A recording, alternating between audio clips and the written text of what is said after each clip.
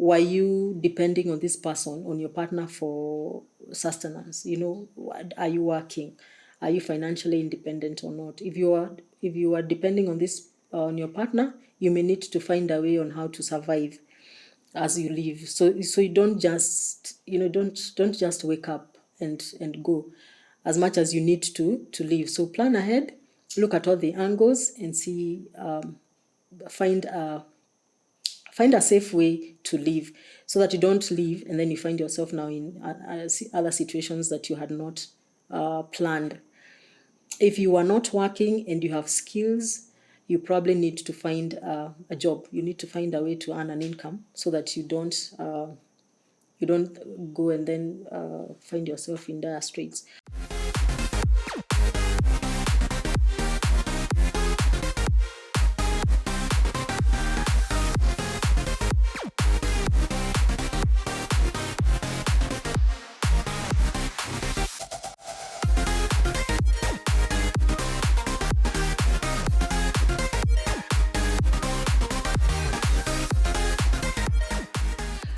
Number two, it is important to organize your finances. And when I say finances, of course, I've mentioned that if you are depending on your partner for, for your upkeep, that's obvious. You need to find a way as to how to move forward. But also, even if you are not depending on the person, you may, especially if you are in a relationship for long, or you are married, there are certain financial obligations that you may have shared. So, for instance, were you sharing? Do you have loans together, or do you have debts that you have that you need to be settling together? Do you have investments that you made in both of you together? Do you have a business that is in both your names? Do you have properties that whatever it is that you have been sharing financially, or in whichever way that you may be tied together financially, you need to organize that, so that you are either not left with loans to pay or debts to carry, or you're not denied your rights when it comes to finances. Number four, if there are children involved, it is important to really, really take care of this, because children are the most affected negatively when it comes to separation and divorce and that kind of thing. So you need to really, you must, as parents, you must ensure that your children are as much protected as possible from any negative impact that will come as a result of ending this relationship. As much as it has been toxic, the ending of this relationship is going to affect your children. So find a way to help your children, find a way to educate yourself on legal matters when it comes to children's custody. So you may need to bring in children's office or lawyers to be able to advise you on how to handle children. So you need to take that into account. Number five, avoid getting into new relationships as much as, and of course this will come after you have already left, but it is important to ensure that once you end or once you exit from this toxic relationship, there's a temptation to try and get into a relationship that you probably will find loving and caring, but it is important to take time, so that one, you need to heal from the trauma and from the wounding that you received while in this relationship. It is also important to reflect. It is important to reflect on on what can you learn from that relationship. What are the lessons that you can take from that relationship before you get into another relationship, so that you're able to avoid you can look back and see, this was a red flag from the beginning, but I kind of ignored. So take the lessons that you can, so that when you get into another relationship in the future, you will not probably make some of the mistakes that you may have made. It is also important for you to evaluate your role in that relationship. Did you perhaps become an enabler in a way, probably not knowing?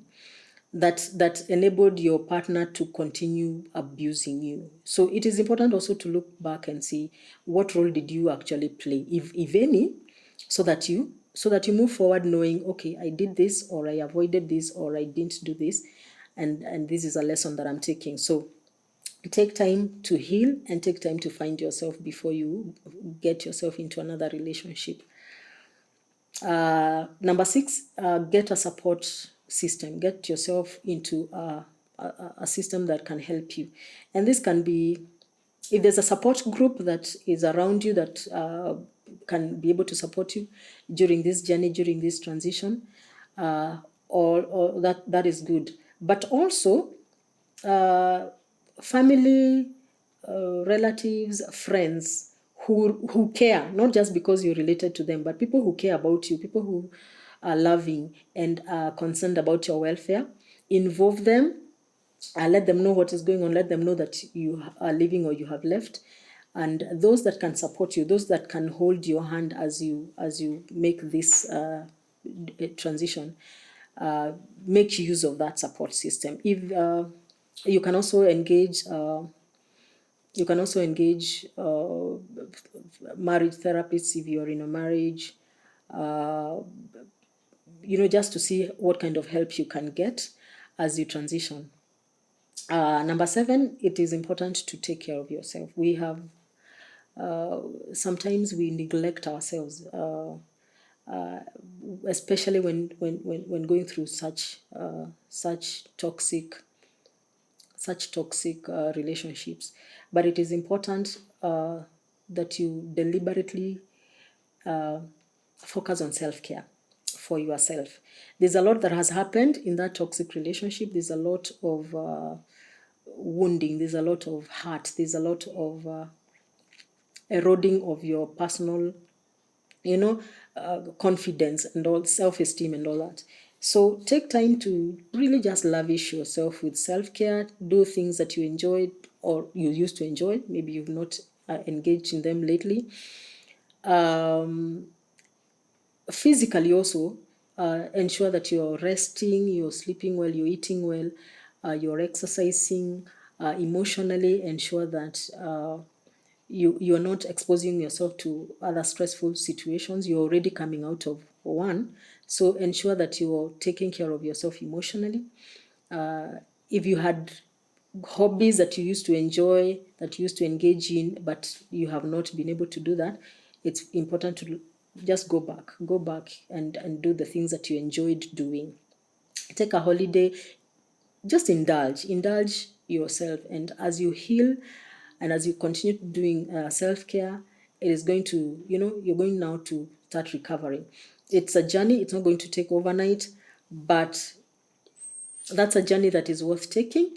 And you will realize that after a while now you're better and you're ready to face the world. So be deliberate about taking care of yourself, and you'll be okay in the long term.